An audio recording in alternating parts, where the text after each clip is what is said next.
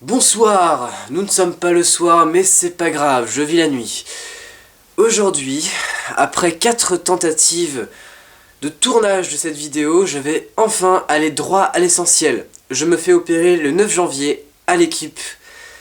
Non, je me fais opérer le 9 janvier à Caen par l'équipe médicale du CHU. Voilà, j'ai réussi. Et j'en ai marre que cette caméra bouge tout le temps, le focus, je n'arrive pas à faire les réglages et j'ai hâte de m'acheter une caméra. Voilà, c'est tout. Bref, aujourd'hui, nous allons parler de cette opération qui est la mammectomie et qui consiste en une double incision parce que bordel, la nature m'a gâté et je fais un 95C de base et même si à l'heure actuelle je fais un petit A qui ne ressemble à rien, je ne peux pas faire de péri-aréolais. Ah, je vais y arriver, je ne fais pas de Je ne peux pas faire de péri-aréolaire, sachant que je ne fais pas de bonnet A de base. Voilà. Donc, en quoi ça consiste?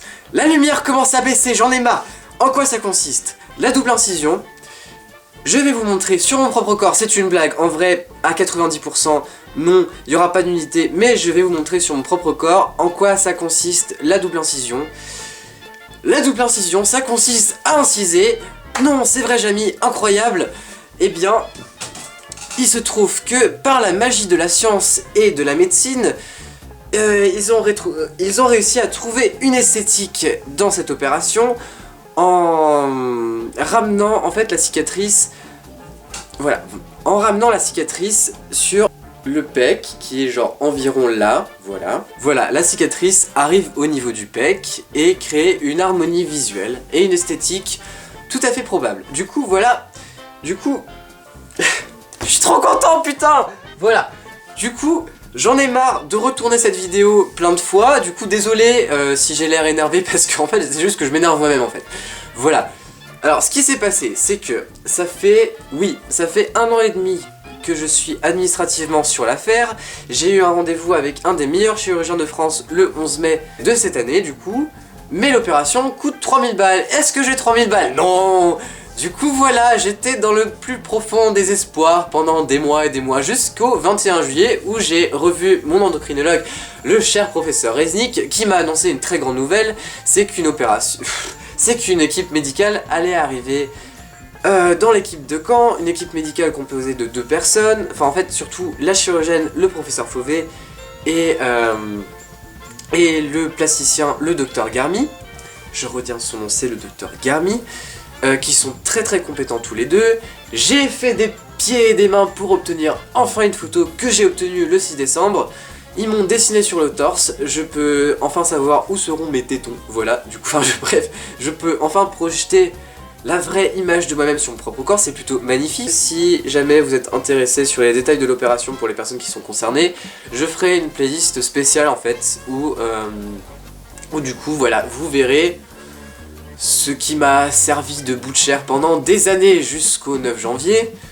Donc dans 13 jours, je n'aurai plus ces bouts de chair, je serai libéré pour toujours, putain. Du coup, oui, je ferai une vidéo avec tous les aspects pratiques et pragmatiques et tout ce que vous voulez avec les détails, sensations, etc., sensations physiques, sensations psychologiques. Peut-être que je vais avoir le blues post-opératoire, peut-être que je vais avoir le blues post-opératoire, c'est tout à fait probable aussi. Du coup voilà, il y aura une vidéo où j'utiliserai donc mon propre corps comme support en fait pour voir à quoi ça ressemble. Du moins si vous faites opérer sur Caen, à quoi ça ressemblera, enfin à quoi ça ressemble au niveau des dessins en fait, voilà, genre pré-op, post-op, tout ça machin, documentation, oui il faut que je documente cette transition parce que c'est important, et voilà, et ah je suis énervé, du calme. Une chose importante à savoir, c'est que évidemment c'est pas une opération à prendre à la légère et il faut au minimum 1 mois d'arrêt, c'est-à-dire que si vous faites du sport, si vous êtes sportif, si vous avez un travail, un job étudiant ou quoi qui est un minimum physique et 95% des jobs étudiants sont physiques, donc voilà, il vous faut un arrêt de travail de minimum 1 mois. Et pas du tout d'activité physique en fait, parce que vu que c'est la place, enfin vu que c'est les pecs en fait, bah, tout arrive là, tout effort physique arrive là. Je m'y connais absolument en sport, bonsoir, c'est pas vrai.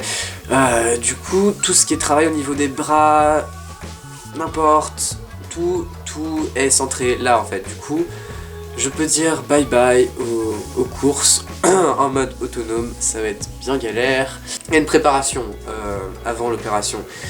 D'ailleurs, on m'a conseillé de faire un petit peu de musculation, chose que je n'ai toujours pas faite parce que j'ai pas de matos, je ne peux pas faire de pompe à cause de mon putain de poignet qui s'est toujours pas remis et c'est génial. Et le crush-up s'est fermé, donc voilà, bref, je raconte ma vie et du coup, on m'avait conseillé environ 2-3 heures de muscu par semaine. Après, tout dépend de quel genre d'activité on fait. Moi je ne sais pas ce que je vais faire, je vois très bien l'image de quel genre de machine, à quoi ça ressemble, qui travaille les pecs, mais du coup voilà, je ne peux pas vous conseiller, je ne peux pas, voilà. Par contre je peux vous renvoyer vers la chaîne de quelqu'un qui s'appelle NoAlex, et qui a carrément ouvert un groupe Facebook qui est très bien, qui s'appelle Fitness Transition Musculation pour l'acronyme FTM, c'est pas magnifique, voilà. Du coup c'est un groupe que je suis, même si je suis complètement largué. Et aussi, si vous êtes intéressé par les différents types d'opérations de la Mamec, il y a un youtubeur qui explique très bien ça, c'est... non, c'est plus Raconte-toi, c'est Parole de Raton, qui explique très bien du coup les différents procédés. Je serai opéré dans 13 jours, mais vous verrez cette vidéo dans je ne sais pas combien de temps parce que j'attends les soldes pour un ordinateur. Allez, c'est parti, je pourrai enfin faire du montage. Je vais essayer de documenter tant bien que mal pré-op, post-op et tout ce qui s'ensuit. Pourquoi je me fais opérer à Caen? Parce que c'est ma ville, mais aussi parce que je n'aurai rien à débourser. C'est 100% pris en charge, donc gratos, tout. Pas de dépassement d'honoraires, c'est au CHU de Caen. Je ne connais pas les détails, apparemment il y a un délire. Il y a un délire avec le fait d'être hormoné pendant 1 an minimum pour avoir accès à ça. Je ne suis pas concerné par cette question-là. Et il faut être suivi régulièrement par un psychiatre. Oui, est-ce qu'on peut dire que c'est régulier? Oui, on va dire. Et aussi, contre-indication évidemment pour la cicatrisation, c'est pas de clope. Pas de clope, pas de tabac, pas de nicotine, c'est pas bien. C'était 5 semaines avant l'opération, arrêter la cigarette. Et 5 semaines post-opération. Du coup 5 semaines pré-op, 5 semaines post-op. Voilà. Pour que ça cicatrise bien tout simplement parce que évidemment la cigarette... Eh bien c'est la cigarette, je ne vais pas vous faire un dessin ou un schéma ou un contexte historique, politico-social sur l'utilisation de la cigarette et les inconvénients et tout ça machin, et aussi comment dire, l'appropriation médicale de la cigarette aux États-Unis dans les années 60. Voilà. Si du coup ce qu'on peut appeler vidéo de ce que vous êtes en train de regarder peut servir à quelqu'un, c'est encore mieux. C'est n'importe quoi. Allez, bon, bref, j'arrête de dire de la merde. Bonne soirée, bonne journée, je ne sais pas quel moment vous regarderez ça, mais bisous.